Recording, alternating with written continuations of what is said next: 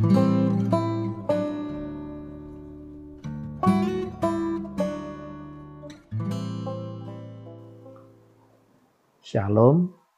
salam damai sejahtera dan salam sehat untuk Anda sekalian dimanapun Anda berada. Kembali bersama saya dalam program mengenal hukum perkawinan Katolik. Nah, topik kita pada kesempatan ini ialah halangan-halangan nikah. Pertanyaan kita berkenaan dengan halangan-halangan nikah ialah mengapa dan untuk apa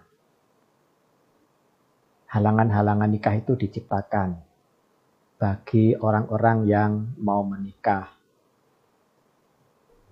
dan bagaimana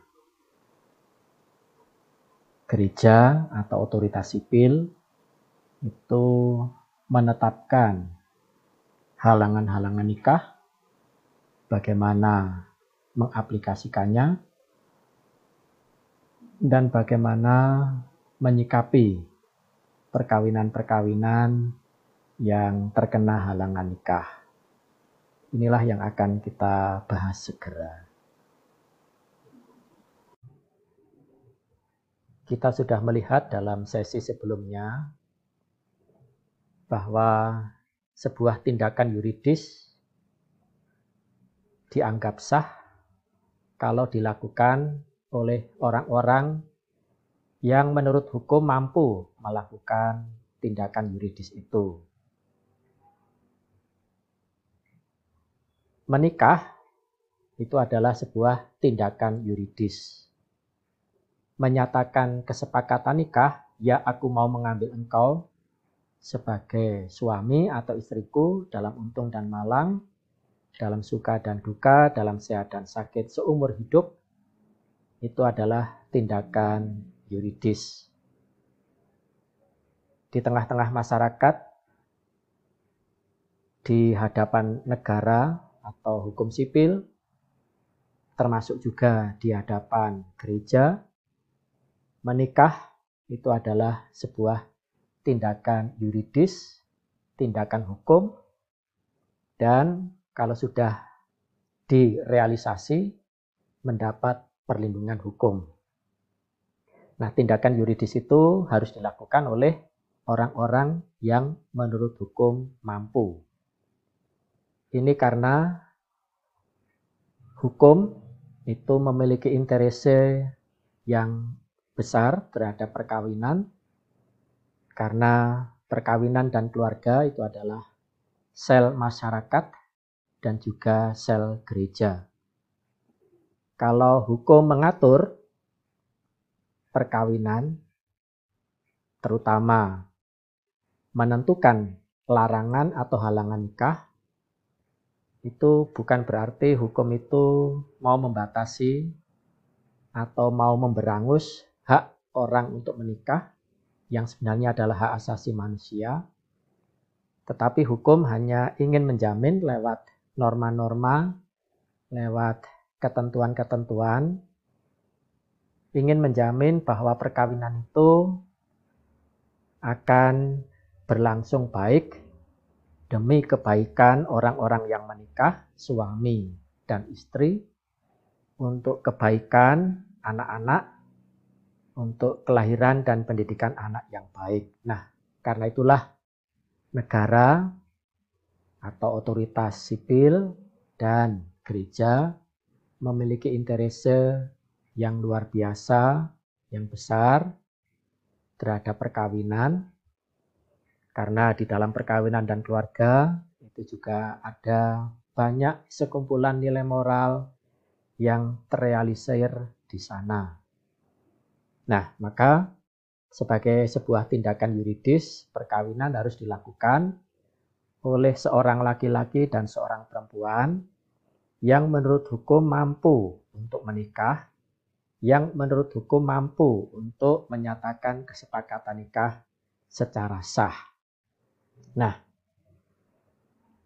kemampuan yuridis untuk menikah, sebagaimana sudah kita lihat dalam sesi sebelumnya, itu yang paling pokok ditunjukkan dengan tidak terkenanya pihak-pihak yang akan menikah itu oleh suatu halangan. Dengan kata lain, seorang laki-laki dan seorang perempuan yang akan menikah itu tidak terkena oleh suatu halangan. Nah,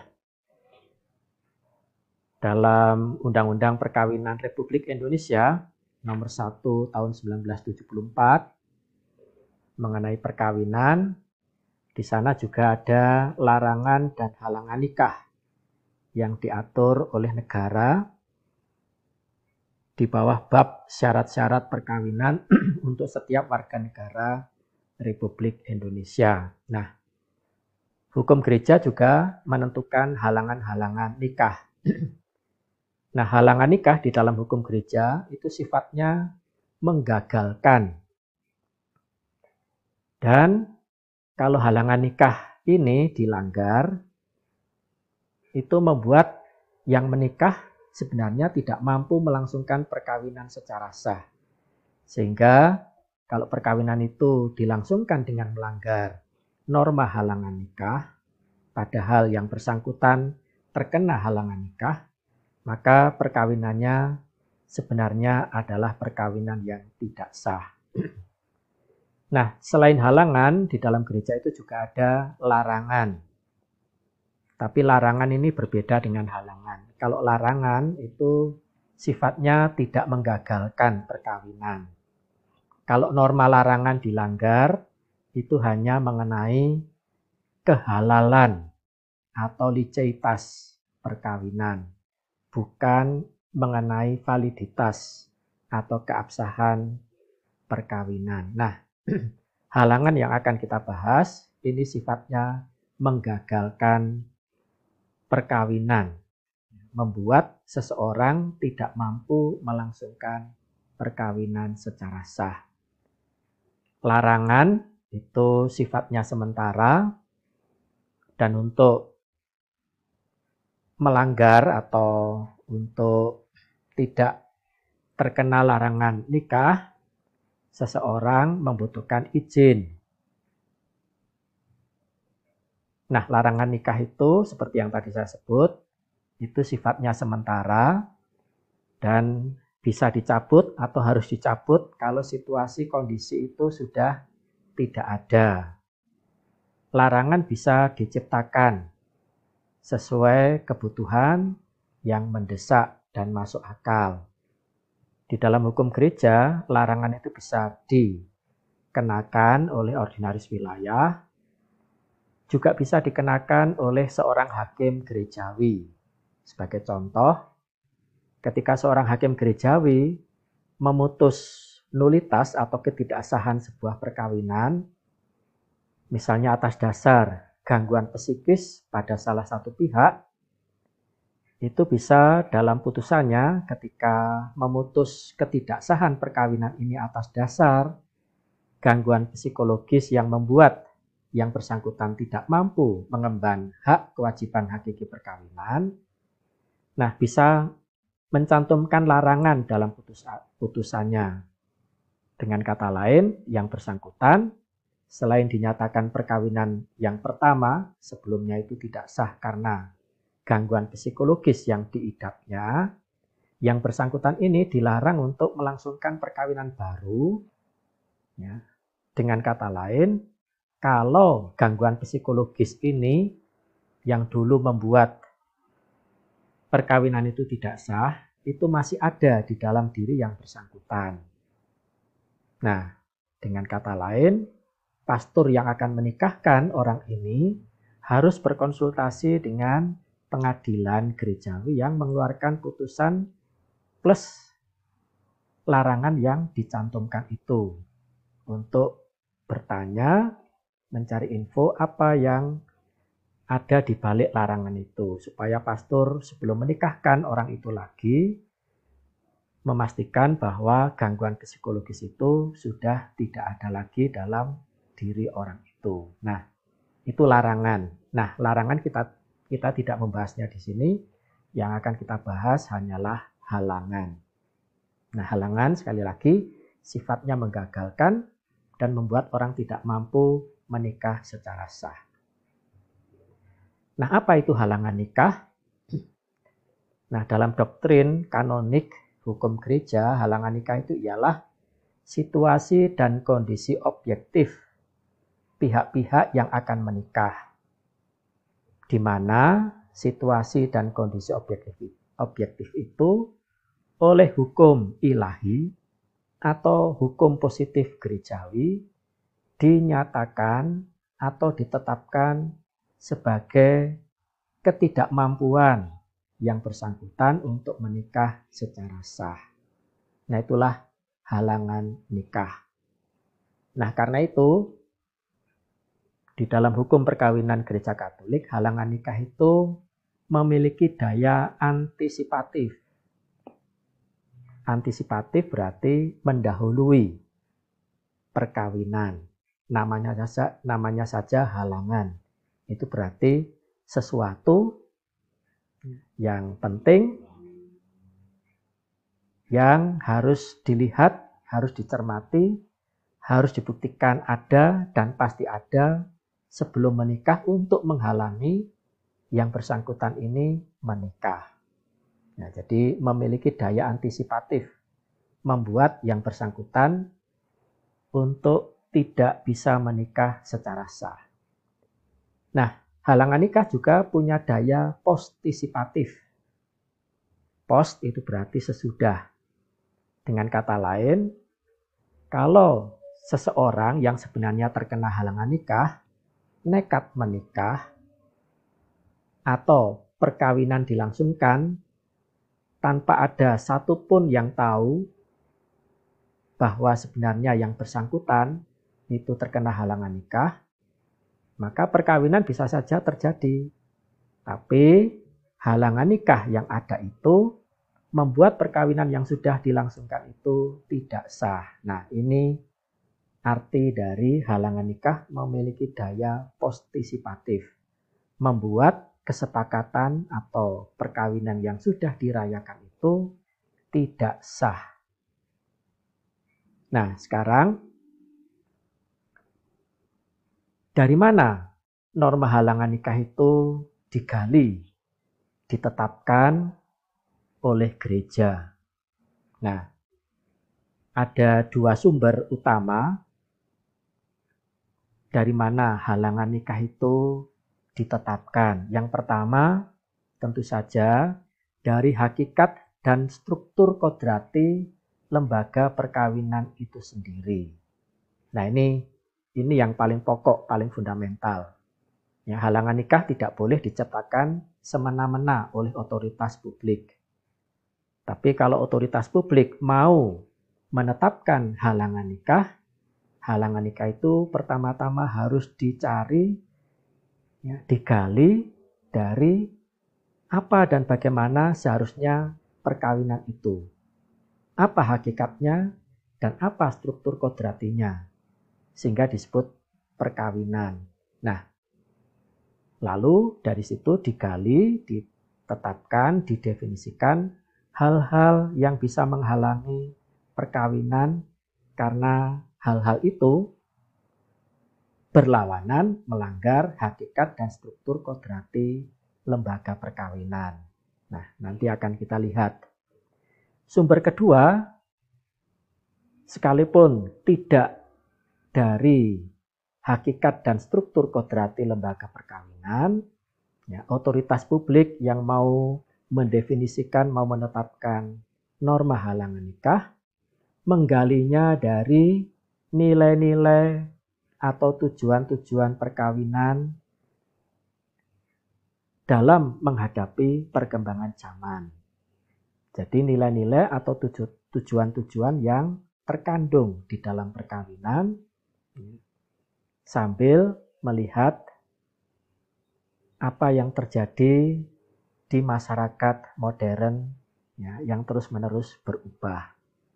Nah, jadi nilai atau tujuan perkawinan harus dilindungi apapun, bagaimanapun perkembangan zaman yang terjadi.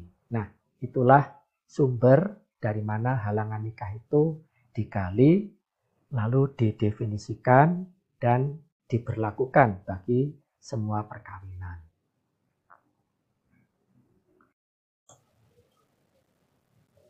Nah, jika norma halangan nikah itu sifatnya menggagalkan dan membuat orang tidak mampu untuk menikah secara sah, kalau yang bersangkutan tidak tahu, ya, seandainya tidak tahu atau keliru menafsirkan norma, tidak tahu bahwa dirinya terhalang, apakah perkawinannya tetap tidak sah atau dia dianggap tidak mampu menikah secara sah. Nah, ini pertanyaan kita. Nah, hukum kanonik, hukum gereja Katolik itu tidak melihat adanya relevansi atau pengaruh apapun dari ketidaktahuan atau kekeliruan seseorang mengenai dirinya atau orang lain, bahwa dia atau orang lain terkena halangan, itu tidak relevan dan tidak memiliki pengaruh apa-apa terhadap sah tidaknya perkawinan. Dengan kata lain, sekalipun dia tidak tahu, sekalipun dia keliru mengenai halangan yang ada dalam dirinya dan menikah, maka ketidaktahuan atau kekeliruannya itu tetap membuat perkawinannya tidak sah, atau sebenarnya dia tidak mampu untuk menikah secara sah. Nah, ini dari ketentuan Kanon 15 paragraf 1 yang mengatakan ketidaktahuan atau kekeliruan mengenai undang-undang yang menjadikan tindakan tidak sah atau yang menjadikan orang tidak mampu itu tidak mencegah efeknya, kecuali dengan jelas ditentukan lain oleh hukum. Nah, dengan kata lain, kalau seseorang tidak tahu atau keliru mengenai norma yang menjadikan tindakannya tidak sah atau menjadikan dia sendiri tidak mampu melakukan tindakan yuridis yang disebut menikah itu, ketidaktahuannya itu tidak berpengaruh apa-apa. Artinya perkawinannya tetap tidak sah. Nah, di sini hukum gereja sedikit berbeda dengan moral. Dalam teologi moral itu tindakan seseorang baru dianggap berlaku sebagai tindakan dia dan memiliki nilai moral kalau memenuhi 3 unsur, yaitu tahu, mau, dan mampu. Kalau seseorang tahu bahwa sesuatu itu baik, lalu menghendaki melakukan sesuatu karena sesuatu itu baik, dan merealisasi apa yang dia ketahui, yang dia maui sebagai kebaikan itu, maka tindakan orang itu bernilai moral dan menjadikan yang bersangkutan itu baik secara moral. Demikian juga sebaliknya. Kalau ada cacat di antara 3 unsur itu, misalnya yang bersangkutan tidak tahu bahwa tindakan tertentu itu tidak baik atau dosa menurut moral, dia tidak tahu bahwa itu dosa, tapi melakukannya, maka ketidaktahuannya bahwa yang dia lakukan itu dosa, itu mengurangi tanggung jawab moral yang bersangkutan. Mungkin malah dia dibebaskan dari tanggung jawab moral karena tidak tahu apa yang dia lakukan. Nah, hukum berbeda. Karena halangan nikah itu sifatnya menggagalkan, membuat orang tidak mampu untuk menikah. Dan kita sudah melihat, saya sudah mengatakan bahwa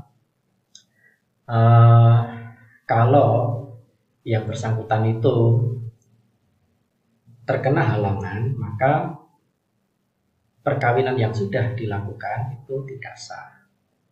Nah, jadi halangan nikah itu memiliki daya antisipatif, membuat orang tidak mampu, dan memiliki kekuatan postisipatif, membuat perkawinan yang sudah dia langsungkan itu tidak sah. Nah, karena halangan nikah atau norma halangan nikah itu masuk bagian dari undang-undang atau norma yang menjadikan orang tidak mampu, maka norma halangan nikah itu terkena ketentuan Kanon 15 paragraf 1.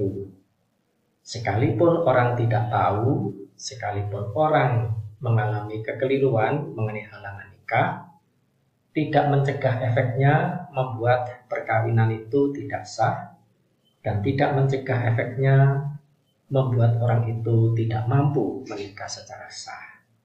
Nah, inilah perbedaan sedikit antara ranah hukum dan moral. Nah, siapa yang menentukan halangan nikah di dalam gereja? Nah, Kanon 1075 paragraf 1 itu menegaskan bahwa yang menentukan halangan nikah di dalam gereja untuk seluruh gereja Katolik di seluruh dunia itu hanya otoritas tertinggi gereja. Nah, di dalam hukum kanonik atau sistem legislasi gereja Katolik, yang dimaksud otoritas tertinggi gereja ialah paus pribadi atau kolegium para uskup yang dikepalai oleh paus, dalam kesatuan dengan paus dan tidak pernah tanpa paus. Nah, itulah otoritas tertinggi gereja. Nah, apa kewenangan atau kekuasaan otoritas tertinggi gereja dalam kaitan dengan halangan nikah? Yang pertama, otoritas tertinggi gereja itu menyatakan secara autentik halangan nikah dari hukum ilahi. Nah, hukum kanonik memakai kata kerja menyatakan.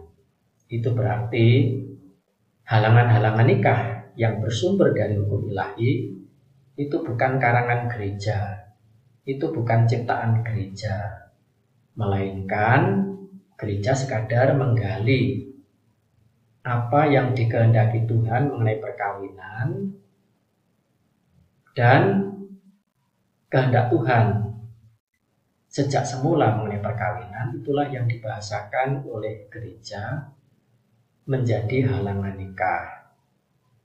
Kita sudah berkali-kali mengatakan dan mendengarkan bahwa perkawinan diciptakan oleh Tuhan dan dihiasi dengan hukum-hukumnya. Nah, kehendak dan rancangan Tuhan mengenai perkawinan sejak pertama kali menciptakan perkawinan itu berlaku tetap, berlaku abadi, berlaku kekal mengenai perkawinan. Dengan kata lain, hukum yang ditanamkan oleh Tuhan mengenai perkawinan kita sudah melihat, yaitu cirinya yang satu dan tak terputuskan. Nah, itulah yang kemudian nanti oleh gereja diterjemahkan dalam bentuk halangan nikah, terutama halangan ikatan nikah sebelumnya. Nanti akan kita lihat. Nah, selain halangan nikah digali dari hukum ilahi, entah hukum ilahi kodrati atau hukum ilahi positif lewat pewahyuan, otoritas tertinggi gereja menetapkan. Nah, di sini hukum kanonik memakai istilah menetapkan, to establish. Nah, itu berarti gereja menciptakan, menetapkan sendiri halangan-halangan lain. Dan itu hanya terbatas bagi orang-orang yang dibaptis. Nah, tidak ada kata Katolik di belakang kata dibaptis. Itu berarti gereja, otoritas tertinggi gereja, paus dan kolegium para uskup itu berwenang menetapkan halangan-halangan lain, baik bagi orang Katolik maupun bagi orang Kristiani pada umumnya. Nah, jadi menentukan halangan nikah dalam sistem legislasi Gereja Katolik, khususnya di bidang hukum perkawinan, itu direservasi atau dikhususkan hanya pada otoritas tertinggi gereja. Karena itu, otoritas di bawah otoritas tertinggi gereja tidak diberi kewenangan atau kuasa untuk menentukan halangan nikah. Sehingga Kanon 1076 juga mengatakan menolak memasukkan atau menetapkan halangan baru atau melawan halangan yang sudah ada lewat hukum kebiasaan. Nah, jadi gereja ingin agar dalam hal halangan nikah, norma-norma halangan nikah itu berlaku universal, tidak ada yang menambahi dan mengurangi. Ada sejumlah halangan nikah yang berlaku di seluruh dunia dan dibatasi hanya itu, tidak boleh ditambah atau dikurangi. Saya sudah mengatakan sebelumnya bahwa halangan nikah berbeda dengan larangan nikah. Nah, larangan nikah saya sudah mengatakan bersifat sementara, itu bisa dikenakan atau diciptakan oleh ordinaris wilayah atau oleh hakim gerejawi setempat yang menangani perkara-perkara nullitas perkawinan. Tapi larangan itu sifatnya sementara. Kalau situasi kondisi yang menjadi alasan ditetapkannya larangan nikah itu sudah lewat, sudah berhenti, maka larangan harus dicabut. Nah, sementara halangan itu sifatnya tetap. Ada 12 jenis halangan nikah yang berlaku di seluruh dunia, di seluruh gereja Katolik, tidak boleh ditambah dan tidak boleh dikurangi.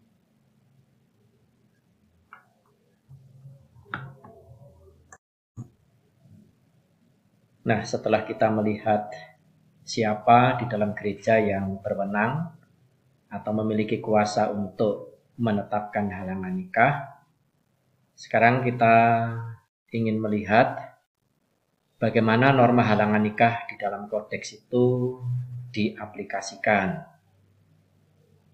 Salah satu tindakan mengaplikasikan norma ialah menafsirkan norma itu sendiri. Nah, dalam sistem legislasi Gereja Katolik,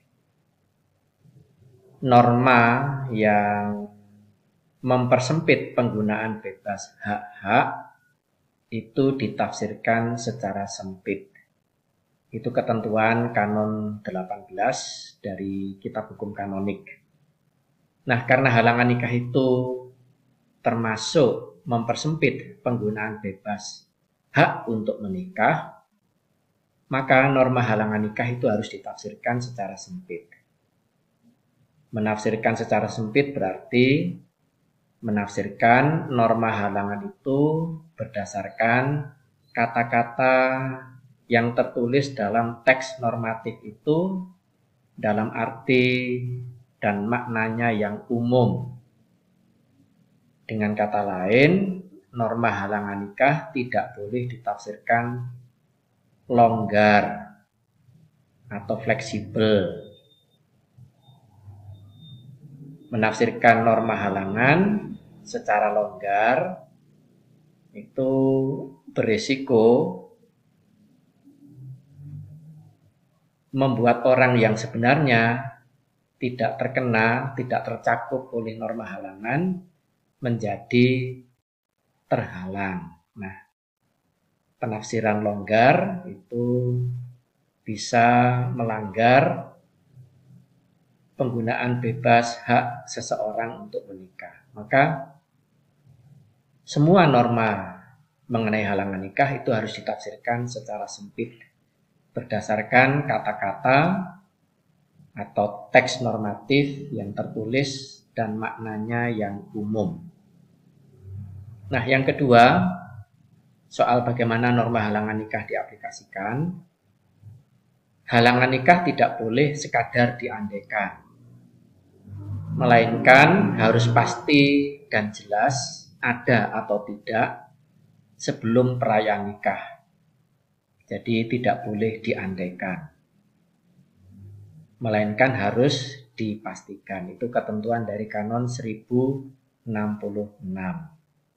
Ini demi kepastian hukum, ini demi kejelasan hukum, dan juga demi pelaksanaan bebas hak orang untuk menikah. Mereka yang menurut hukum mampu menikah, itu haknya tidak boleh dibatasi, apalagi dicabut secara semena-mena. Sehingga halangan nikah itu harus dipastikan, harus dipastikan secara jelas, secara real dan objektif, ada atau tidak ada. Kalau tidak ada, berarti orang yang bersangkutan bebas menggunakan hak nikahnya. Kalau pasti ada, yang bersangkutan dianggap tidak mampu merayakan perkawinan secara sah.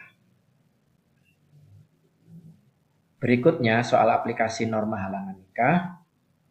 Norma halangan nikah itu bisa didispensasi, yaitu halangan nikah yang bersumber dari hukum gerejawi, atau disebut juga halangan nikah yang sifatnya semata-mata gerejawi. Dengan kata lain, norma halangan nikah yang bersumber dari hukum ilahi, meskipun yang menyatakan itu adalah Gereja Katolik, namun sumber norma itu ialah hukum ilahi. Nah, norma halangan ini tidak bisa didispensasi.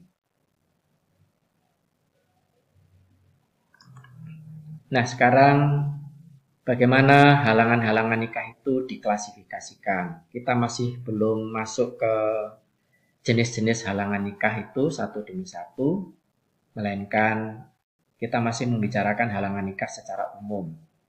Nah, halangan nikah itu dikelompok-kelompokkan, diklasifikasikan. Yang pertama dan kedua, halangan nikah itu ada yang bersumber dari hukum ilahi. Seperti yang sudah saya katakan, Allah menciptakan perkawinan dan menghiasinya dengan hukum-hukumnya. Nah, halangan nikah mana yang bersumber dari hukum ilahi, di mana gereja tidak punya kuasa untuk memberi dispensasi, yaitu halangan impotensi seksual yang bersifat tetap, halangan ikatan perkawinan sebelumnya. Nah, halangan ini bersumber dari hukum ilahi karena Allah menghendaki perkawinan satu tak terputuskan. Maka orang yang sudah dan masih terikat oleh perkawinan sah sebelumnya tidak bisa menikah lagi secara sah. Ikatan perkawinan sebelumnya yang sah itu menghalangi dia untuk menikah lagi. Nah, maka ikatan perkawinan sebelumnya ini adalah halangan nikah yang bersumber dari hukum ilahi, di mana Allah menghendaki perkawinan satu tak terputuskan. Seringkali halangan ini karena begitu pentingnya diberi sebutan khusus, yaitu tidak terkena halangan ikatan nikah sebelumnya atau status liber, memiliki status liber. Status itu status, liber bahasa Latin artinya bebas, jadi memiliki status bebas. Nah, itu orang baru bisa menikah. Tapi kalau memiliki status tidak bebas, artinya masih terikat perkawinan sebelumnya yang masih sah, itu tidak bisa menikah secara sah. Halangan lain yang bersumber dari hukum ilahi ialah hubungan darah dalam garis lurus ke atas atau ke bawah. Ini nanti akan kita dalami lagi. Untuk sementara, di sini saya sekadar menyebut jenis atau nama halangan nikah. Pasangan dari halangan nikah yang pertama yang bersumber dari hukum ilahi ialah halangan nikah yang bersumber dari hukum gerejawi atau hukum kanonik.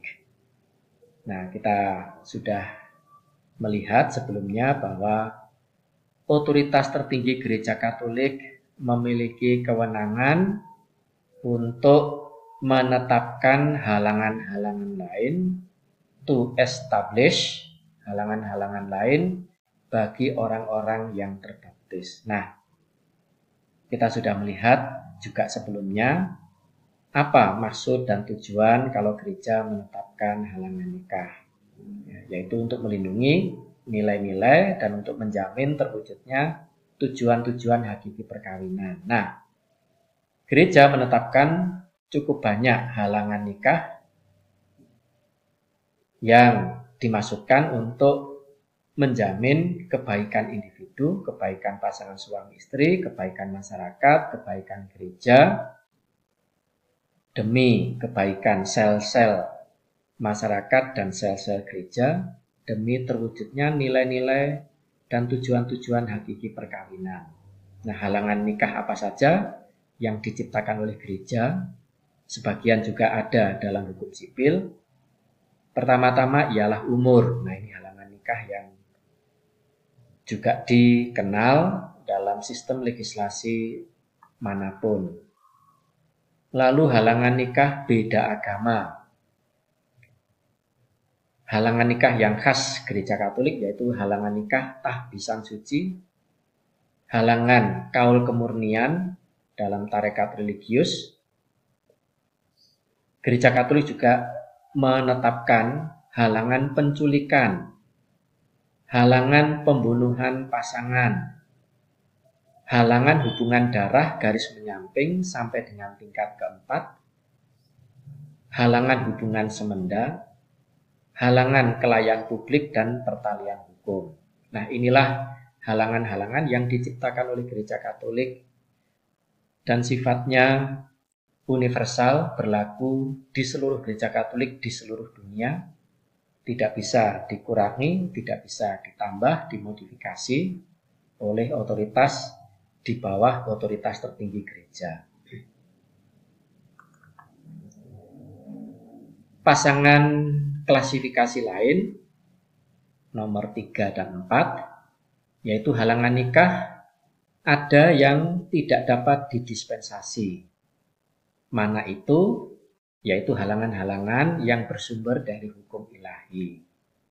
Dengan kata lain, Gereja Katolik meskipun didirikan oleh Kristus sendiri, Putra Allah, meskipun dihidupi oleh Kristus dan rohnya, tetapi otoritas Gereja Katolik mulai dari otoritas yang rendah sampai dengan otoritas yang tertinggi itu tidak punya kuasa untuk mendispensasi norma-norma yang bersumber dari hukum ilahi, dari kehendak dan perintah atau larangan Allah sendiri.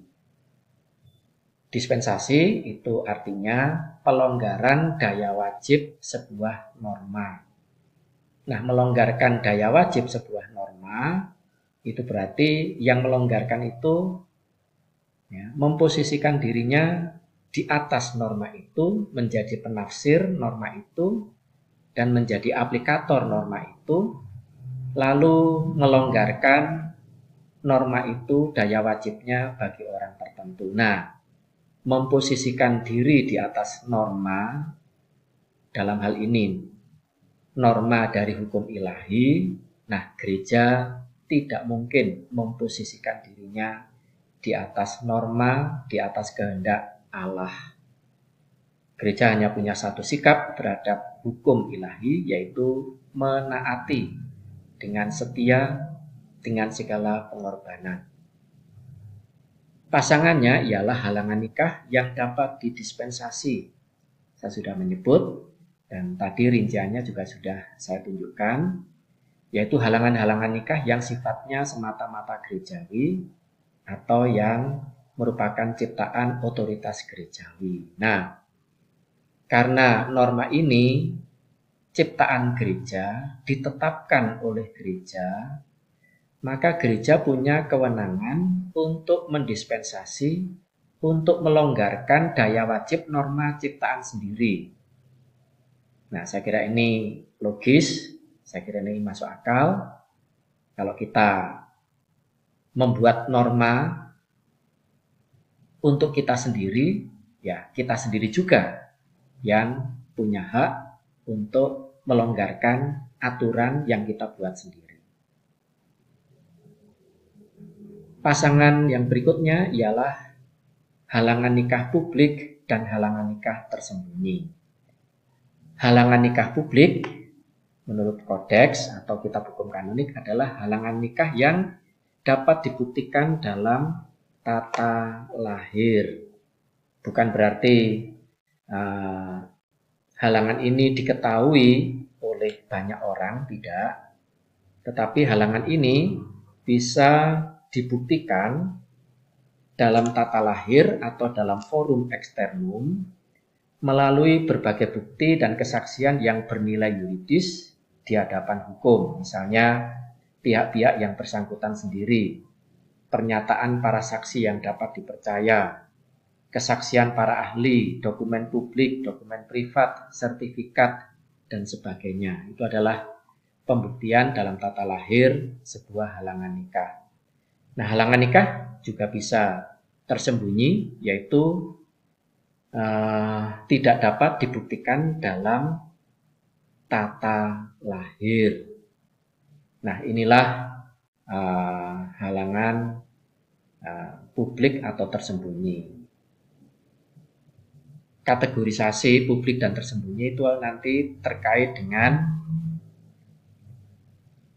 pemberian dispensasi.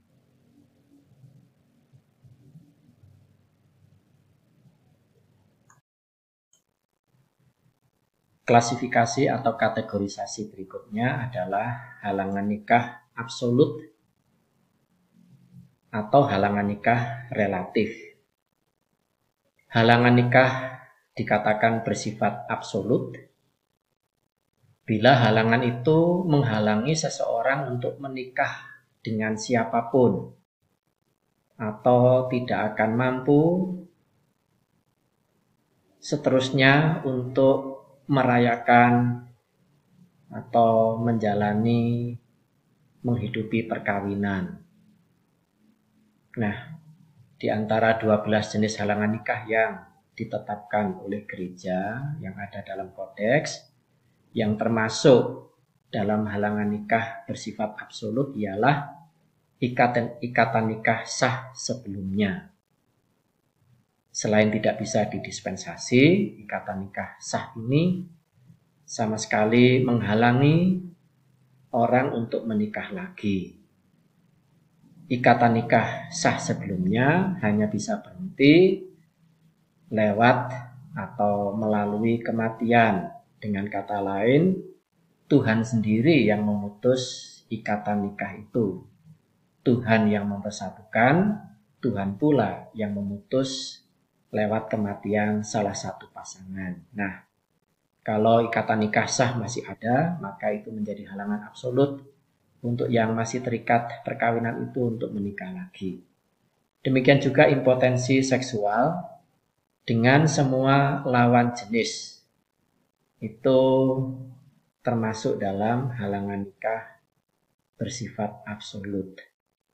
Bukan berarti orang harus mencoba-coba untuk bisa melakukan relasi seksual dengan si A, si B, si C, si D, bukan. Setiap orang itu bisa melihat, merasakan, menilai dirinya sendiri. Poten atau impoten dengan 1-2 lawan jenis atau dengan semua lawan jenis. Nah, itu setiap orang bisa menilai. Nah, kalau impotensi seksual itu dengan semua lawan jenis, maka itu disebut halangan nikah absolut. Halangan nikah juga bisa bersifat relatif, lawan kata dari absolut, yaitu halangan yang menghalangi seseorang untuk menikah dengan orang tertentu. Sebagai contoh, hubungan darah. Saya dengan orang tua saya, dengan kakak adik saya, itu terkena halangan nikah relatif. Kata relatif itu memiliki kaitan dengan relatio atau kaitan atau relasi. Jadi saya dengan kakak saya, dengan orang tua saya, mungkin dengan sepupu saya, itu adalah relasi kekeluargaan yang disebut sebagai hubungan darah. Conjugicide atau membunuh pasangan sendiri atau membunuh pasangan orang lain. Nah, tindak kriminal ini untuk tujuan menikah itu menghalangi si pembunuh atau otak pembunuhan untuk menikah dengan janda atau duda dari orang yang dibunuhnya. Tentu saja motif dan tujuan membunuh ialah untuk menikahi, untuk menikah dengan janda atau duda dari orang yang dibunuh. Nah, ini halangan nikah yang sifatnya relatif karena hanya menyangkut si pembunuh atau otak pembunuhan dengan janda atau duda dari orang yang dibunuhnya. Tetapi tidak menghalangi si pembunuh untuk menikah dengan orang lain siapapun yang bukan janda atau duda dari orang yang dibunuhnya. Impotensi seksual dengan orang tertentu, ya, menghalangi perkawinan dengan orang tertentu itu. Dengan siapa seseorang merasa impoten. Nah, dengan orang lain, lawan jenis lain, di mana dia tidak merasa impoten, nah, tidak terkena halangan. Nah, itulah arti dari halangan nikah relatif. Klasifikasi berikutnya ialah halangan tetap dan halangan sementara. Halangan nikah disebut tetap kalau berlangsung seumur hidup dan tidak bisa dihapuskan. Sebagai contoh, halangan hubungan darah yang namanya orang tua, anak, saudara kandung itu dibawa sampai mati. Bahkan ketika mati pun dianggap itu adalah jasad, itu adalah makam orang tua saya, kakak kandung saya, adik saya. Nah, jadi hubungan darah ini tidak bisa dihapus. Impotensi seksual yang bersifat tetap itu juga merupakan halangan nikah tetap. Nah, halangan nikah disebut sementara bila halangan nikah itu bisa berhenti dengan berjalannya waktu atau terjadi perubahan situasi pada orang yang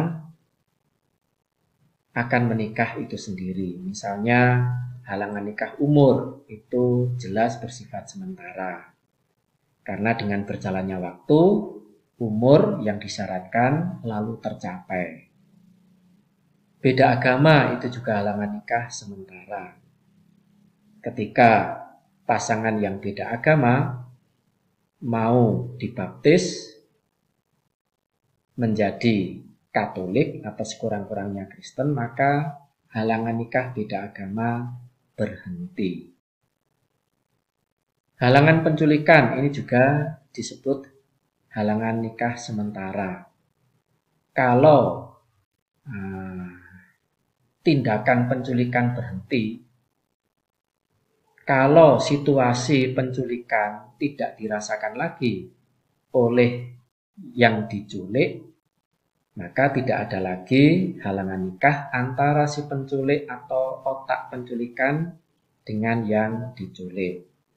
Karena yang diculik dalam situasi kondisi bebas, terbebas dari pengaruh si penculik, dan dalam di tempat di mana dia merasa bebas, dengan bebas dia memilih untuk menikah dengan penculiknya. Nah, di situ halangan nikah penculikan berhenti karena ada perubahan situasi. Pasangan klasifikasi berikut adalah halangan nikah yang direservasi atau tidak direservasi.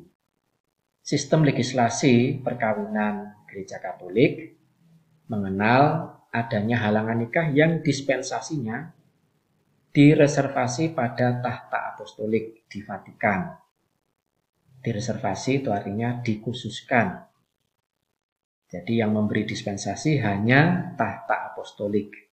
tidak ada kuasa lain. Nah, halangan apa saja yang direservasi pada tahta apostolik? Yaitu halangan yang timbul dari tahbisan suci, halangan dari kaul kekal publik kemurnian dalam suatu tarekat religius berhukum pontifikal, dan halangan pembunuhan pasangan sendiri atau pasangan orang lain. Nah, inilah yang direservasi pada tahta apostolik. Ini semangat baru dari tahta apostolik di Vatikan dibandingkan dengan kodeks yang lama.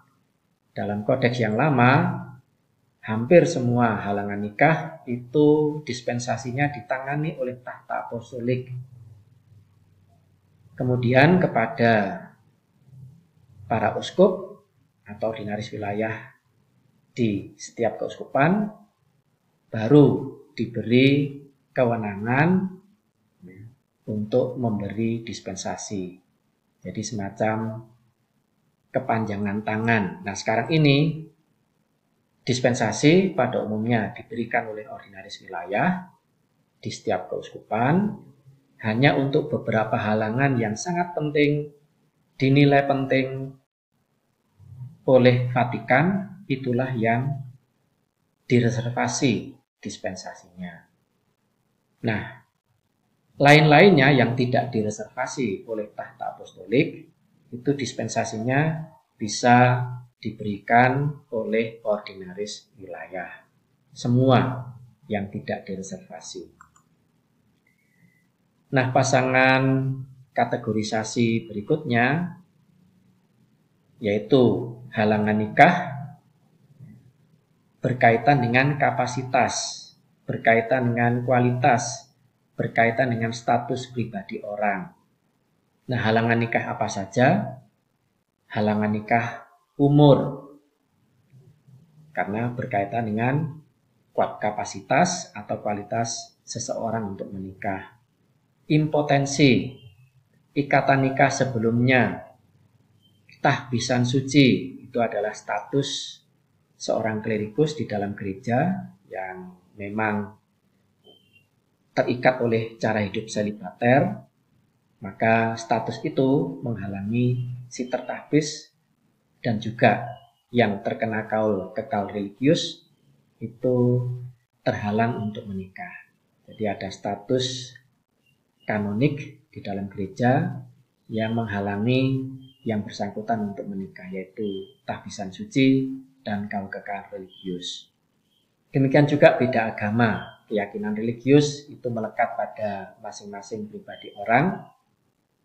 Kalau dua pihak yang akan menikah ini beda agama dan masih yakin serta ingin menaati dan setia dengan keyakinan religius yang dimiliki sebelumnya, maka ini menciptakan halangan nikah beda agama. Halangan nikah yang berkaitan dengan tindak kejahatan melawan martabat perkawinan, yaitu penculikan. Mengapa ini melanggar martabat perkawinan? Karena perkawinan itu harus disepakati secara bebas oleh pihak-pihak yang menikah. Kalau ada perkawinan karena dipaksakan atau ditakut-takuti atau diancam, maka perkawinan ini terbentuk dengan melanggar martabat perkawinan itu sendiri. Demikian juga conjugicide atau membunuh pasangan sendiri atau pasangan orang lain, itu adalah tindakan kejahatan yang melanggar martabat perkawinannya sendiri atau perkawinan orang lain, apalagi dengan maksud dan tujuan menikahi janda atau duda dari orang yang dibunuhnya. Nah, ini justru menciptakan halangan nikah tersendiri. Halangan nikah berikutnya ialah berkaitan dengan pertalian khusus bercorak etis yuridis. Halangan nikah apa saja itu? Yaitu hubungan darah.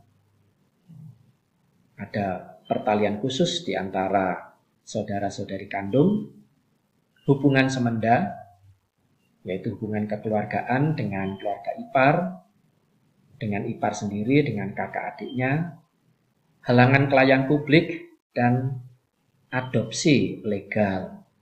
Adopsi legal menciptakan pertalian khusus etis yuridis antara yang mengadopsi dan yang diadopsi. Dan itu di dalam gereja menciptakan halangan nikah yang tersendiri.